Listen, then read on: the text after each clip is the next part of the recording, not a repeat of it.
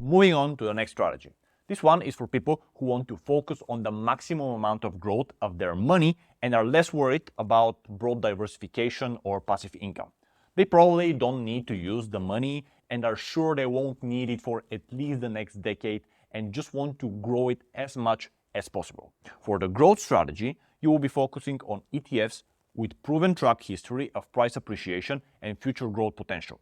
Finding ETFs here is a bit tricky because the growth filter in the strategy drop-down in just ETF frankly sucks. If you choose it and sort them according to the results in the past 5 years, you will see that they are even worse than the total world stock market ETFs or a basic ETF like the S&P 500.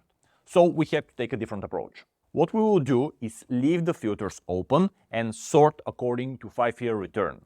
Now, the issue here is that you will come across probably very narrow ETFs, meaning that, for example, the best performing ones we see here are semiconductors ETFs, which is basically a subset of one economic sector or simply one sector in one country.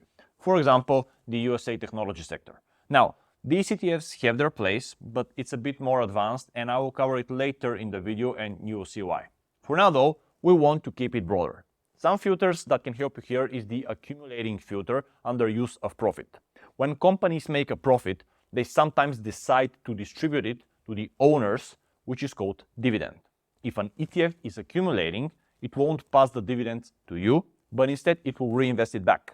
These ETFs are called accumulating ETFs. Since with this strategy you want to maximize the growth and won't be needing the money for years, even decades, you choose the accumulating one as opposed to distributing, which distributes the dividends in your account as cash.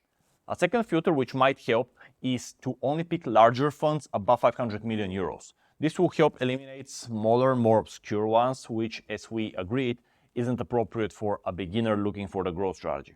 Now, this isn't a hard rule and you might miss some opportunities for broader ETFs which just aren't big enough yet, but as I said, we need to work with what we have as there aren't good filters for broad-based growth funds. As you can see, it helps us eliminate ETFs that only focus on Japan, Taiwan, Turkey, or Japan with additional filters in it. Now that we have those filters and we have sorted them according to their 5-year returns, we can start going down the list and checking the ETFs. Again, because we're not talking about having a concentrated portfolio yet, you probably want to miss the sector-specific ones like the information technology ETFs.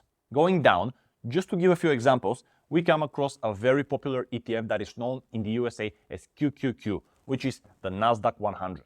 This ETF is usually used as a proxy for the innovative technological companies and is heavily dominated by American big tech, with some European additions as well.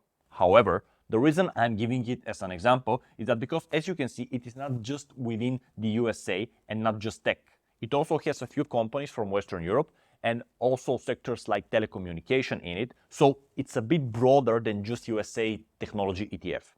Going down our initial list and ignoring specific ones, what we see is a fund like the JP Morgan US Research Enhanced Index ETF, which is also diversified in terms of sector and companies. And you can basically open a few more tabs and start researching these and other ETFs you like that fulfill your criteria and requirements. This is just a part of my video on how to build an ETF portfolio as a European. To check the full version, click on the video that should have appeared on your screen.